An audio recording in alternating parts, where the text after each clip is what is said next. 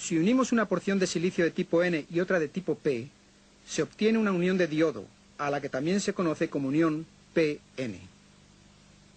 Si añadimos un cable a cada extremo de esta combinación, obtendremos un diodo. El cable de extremo positivo del diodo se llama ánodo, y el del extremo negativo, cátodo. Generalmente el cátodo de un diodo está marcado con un punto rojo o una banda de color. Este es el símbolo esquemático del diodo, con una punta señalando el sentido habitual del flujo de la corriente. La característica más distintiva de un diodo es que permite el flujo de la corriente en una sola dirección, de ánodo a cátodo. Es decir, que la corriente entra fácilmente por el ánodo, el extremo sin marca, y sale por el cátodo, el extremo con la banda o el punto rojo.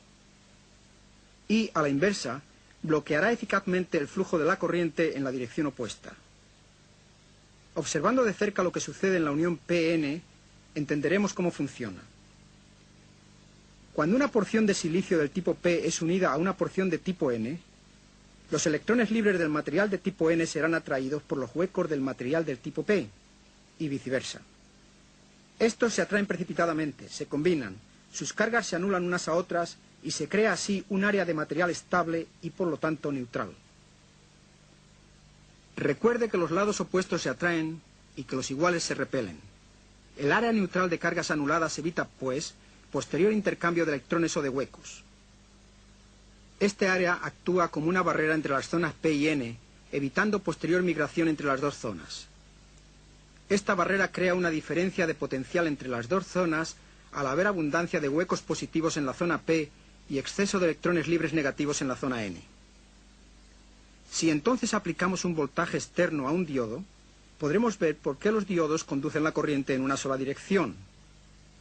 Pero antes de hacer esto, debemos integrar en el circuito una carga de circuito tal como una resistencia. Esta resistencia protegerá al diodo en el caso de una sobrecarga de corriente.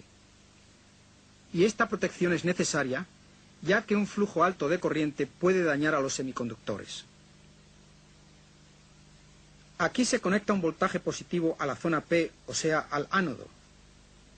Si este voltaje es lo suficientemente alto como para vencer la diferencia de potencial en el dispositivo, también vencerá la barrera neutral de la unión PN.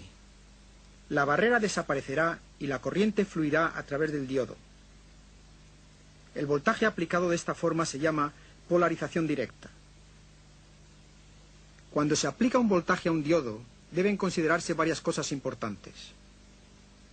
En polarización directa, un diodo no conducirá flujo de corriente hasta que el voltaje no alcance una cierta magnitud, lo suficientemente alta como para vencer la barrera. El voltaje con el cual el diodo se vuelve conductor en su polarización directa se llama tensión umbral. Para un diodo de silicio, esta tensión umbral es de aproximadamente 0,6 voltios. Para un diodo de germanio, el segundo material más comúnmente usado en diodos, la tensión umbral es más baja, de 0,2 o de 0,3 voltios. Como dijimos anteriormente, la corriente que puede aceptar un diodo de polarización directa es limitada. Si la corriente directa aumenta demasiado, puede ocasionar que el semiconductor quede dañado o se funda. Por esta razón, debe usarse un limitador de corriente que proteja los circuitos de los semiconductores.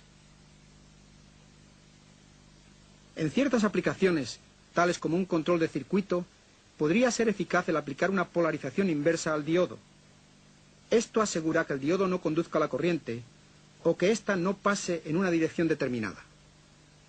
Si invertimos la polaridad del voltaje externo, la barrera entre las zonas P y N aumenta y no hay flujo de corriente. El voltaje aplicado de esta forma se llama polarización inversa. Sin embargo, un voltaje inverso demasiado alto puede dañar el diodo y causar que éste conduzca la corriente en la dirección opuesta. Y la repentina sobrecarga de corriente resultante puede reventarlo. Como el grado de voltaje aplicado a un diodo es muy importante para su adecuado funcionamiento, los diodos son generalmente clasificados en términos de su capacidad máxima y media de conducción directa y en términos de tensión inversa o tensión máxima inversa. No puede excederse ninguno de estos valores, ya que de hacerlo se destruiría el diodo.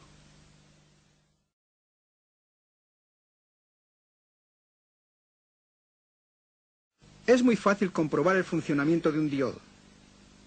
Muchos de los multímetros actuales tienen una función de prueba de diodos. Si su multímetro no la tiene, puede usted comprobar los diodos con un ohmímetro.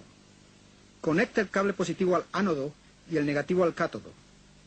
El ohmímetro debe indicarle una resistencia de aproximadamente 50 ohmios a 2 kiloohmios.